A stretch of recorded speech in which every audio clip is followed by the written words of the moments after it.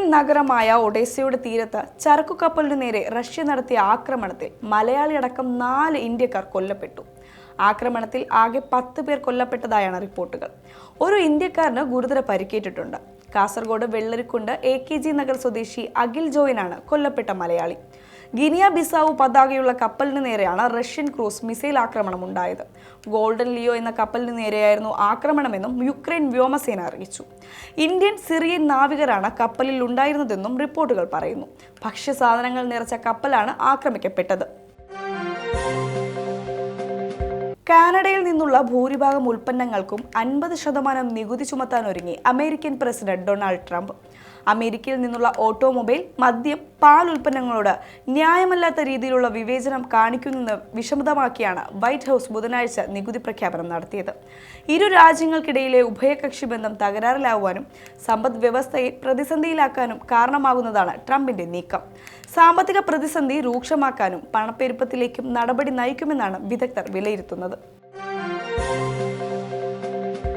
New York സന്ദർശനത്തിനെത്തുന്ന Israel പ്രധാനമന്ത്രിയെ arrest ചെയ്യാൻ കഴിയുമോ എന്നതിന്റെ നിയമവശങ്ങൾ ആലോചിക്കുന്നതായി ന്യൂയോർക്ക് സിറ്റി മേയർ സോഹ്റാൻ മംദാനി അടുത്തിടെ വ്യക്തമാക്കിയിരുന്നു. ഇതോടെയാണ് ഈ വിഷയം ചൂടുപിടിച്ചത്. എന്നാൽ അമേരിക്കയിൽ എവിടെ വെച്ചും ബെന്യാമിൻ നെതന്യാഹുവിനെ അറസ്റ്റ് ചെയ്യില്ലെന്നാണ് ഇന്ന് ട്രംപ് വ്യക്തമാക്കിയത്. ഐക്യരാഷ്ട്ര സംഘടനയുടെ ജനറൽ അസംബ്ലിയിൽ പങ്കെടുക്കുന്നതിന് വേണ്ടിയാണ് സെപ്റ്റംബറിൽ ഇസ്രായേൽ പ്രധാനമന്ത്രി ന്യൂയോർക്കിൽ സന്ദർശനത്തിന് എത്തുന്നത്. ന്യൂയോർക്ക് സിറ്റി മേയറെ പേരെടുത്ത് പരാമർശിച്ചില്ലെങ്കിലും അമേരിക്കയിൽ വെച്ച് ബെന്യാമിൻ നെതന്യാഹുവിനെ ഒരു തരത്തിലും അറസ്റ്റ് ചെയ്യില്ലെന്നാണ് ട്രൂത്ത് സോഷ്യലിൽ അമേരിക്കൻ പ്രസിഡന്റ് കുറിച്ചത്. CJP സമരത്തിനിടെ ഇന്നലെ ഉണ്ടായ സംഘർഷത്തിൽ 70 പേർ ദില്ലിയിൽ പോലീസിന്റെ കസ്റ്റഡിയിൽ. സംഘർഷത്തിൽ പൊതുമുതൽ നശിപ്പിക്കൽ അടക്കം വകുപ്പുകൾ ചുമത്തി കേസെടുത്തു. 5 IPSകാർ ഉൾപ്പെടെ 118 പോലീസുകാർക്ക് പരിക്കേറ്റെന്നും പോലീസ് പറയുന്നു. പരിക്കേറ്റവരിൽ സ്പെഷ്യൽ കമ്മീഷണറും DCPമാരും ഉൾപ്പെടും. സമരക്കാർ 20 വാഹനങ്ങളും നശിപ്പിച്ചുവെന്ന് പോലീസ് പറയുന്നു. രാത്രിയോടെ സമരവേദിയിലേക്ക് തിരിച്ചെത്തിയ CJP പ്രവർത്തകർ സമരം തുടരുകയാണ്. പാർലമെന്റിലേക്ക് വീണ്ടും മാർച്ച് നടത്തുമെന്നും CJP അറിയിച്ചു. ഇത് സംബന്ധിച്ച് തീരുമാനം ഉടൻ പ്രഖ്യാപിക്കും. സമാധാനപരമായി പ്രതിഷേധിച്ച വിദ്യാർത്ഥികളെ പോലീസ് കസ്റ്റഡിയിലെടുത്ത് ക്രൂരമായി മർദ്ദിച്ചതായി ആരോപണം ശക്തമായി ഉയർത്തി ഡൽഹിയിൽ സമരത്തിനെത്തിയ മലയാളി മോഡലും അവതാരകയുമായി രഞ്ജിനി ഹരിദാസും രംഗത്തെത്തി.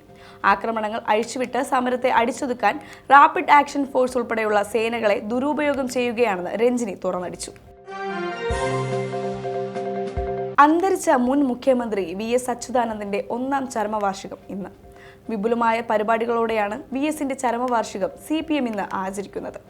ആലപ്പുഴ പുന്നപ്രയിലെ വലിയ ചുടുകാട്ടിൽ VSന്റെ സ്മരണാർത്ഥം നിർമ്മിച്ച സ്തൂപത്തിൽ CPM സംസ്ഥാന സെക്രട്ടറി MV ഗോവിന്ദന്റെ നേതൃത്വത്തിൽ രാവിലെ പുഷ്പാർച്ചന നടക്കും. വൈകുന്നേരം 5 മണിക്ക് നടക്കുന്ന പൊതുസമ്മേളനവും റാലിയും പാർട്ടി പോളിറ്റ് ബ്യൂറോ അംഗം പിണറായി വിജയൻ ഉദ്ഘാടനം ചെയ്യും. പുന്നപ്രയിലെ VSന്റെ കുടുംബ വീടായ വേലിക്കകത്ത് വീട്ടിൽ VSന്റെ അർദ്ധകായ പ്രതിമയും സ്ഥാപിക്കും. പിണറായി വിജയൻ ഇനിയെങ്കിലും ആടിനെ പട്ടിയാക്കുന്നത് അവസാനിപ്പിക്കണമെന്ന് ആരോഗ്യമന്ത്രി K മുരളീധരൻ. 10 വർഷം ഭരിച്ച് മറ്റെല്ലാ വകുപ്പുകളെയും പോലെ ആരോഗ്യ വകുപ്പിന്റെയും നട്ടലൊടിച്ചവരാണ് 2 മാസം പിന്നിടുന്ന UDF സർക്കാരിനെതിരെ വ്യാജ നിർമ്മിതികളുമായി ഇപ്പോൾ കളത്തിലിറങ്ങിയിരിക്കുന്നതെന്ന് പ്രതിപക്ഷ നേതാവിന്റെ ഒരു ഗദ്ഗതം ഫേസ്ബുക്കിൽ കാണാനിടയായി. അതിന് മറുപടി പറയാതെ പോകുന്നത് UDFനെ അധികാരത്തിലെത്തിച്ച പൊതുസമൂഹത്തോട് ചെയ്യുന്ന വലിയ തെറ്റാകും.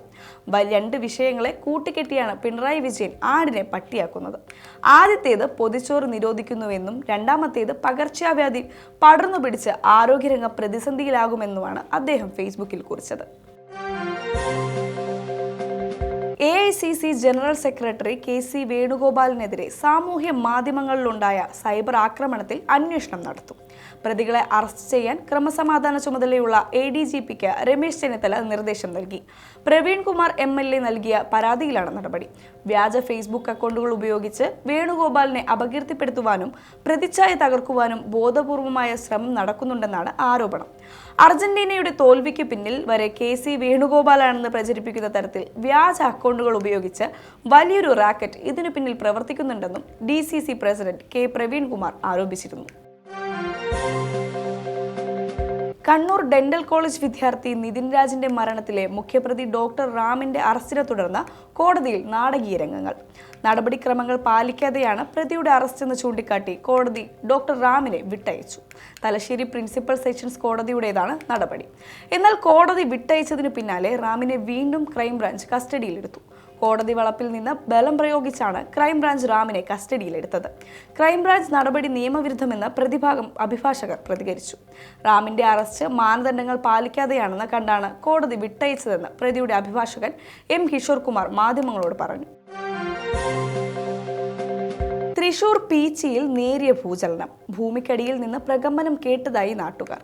പീച്ചി ഡാമിന് സമീപം തെക്കേക്കുളം ജണ്ടമുക്ക് ഭാഗങ്ങളിലാണ് ഭൂചലനം അനുഭവപ്പെട്ടത്. ഇന്നലെ വൈകുന്നേരം 6:05 സംഭവം. ഒരു വലിയ മുഴക്കവും പ്രകമ്പനവും അനുഭവപ്പെട്ടതായി നാട്ടുകാർ പറയുന്നു. ആളപായമോ നാശനഷ്ടങ്ങളോ ഉണ്ടതായി റിപ്പോർട്ട് ചെയ്യപ്പെട്ടിട്ടില്ല. സംസ്ഥാന സർക്കാരിനെതിരെ രൂക്ഷ വിമർശനവുമായി വഖഫ് ബോർഡ് ചെയർമാൻ KS ഹംസ. സർക്കാർ അനാവശ്യമായി തലയിട്ട് പ്രശ്നം വഷളാക്കുന്നുവെന്നും നെല്ല് കാണാത്ത കോഴി അരി കണ്ട പോലെയാണ് സർക്കാർ ഇടപെടലെന്നും അദ്ദേഹം വിമർശിച്ചു. UDF നിയമിച്ച ബോർഡ് LDF കാലത്തും തുടർന്നു. UDF അധികാരത്തിൽ വന്നപ്പോൾ LDF നിയമിച്ച ബോർഡ് ഉണ്ടായിരുന്നു. വ്യവസ്ഥാപിതമല്ലാത്ത നിയമങ്ങൾ അംഗങ്ങൾ UDF കാലത്ത് ഉണ്ടായിരുന്നുവെന്നും കൊച്ചിയിൽ മാധ്യമപ്രവർത്തകരോട് സംസാരിക്കവേ അദ്ദേഹം വ്യക്തമാക്കി.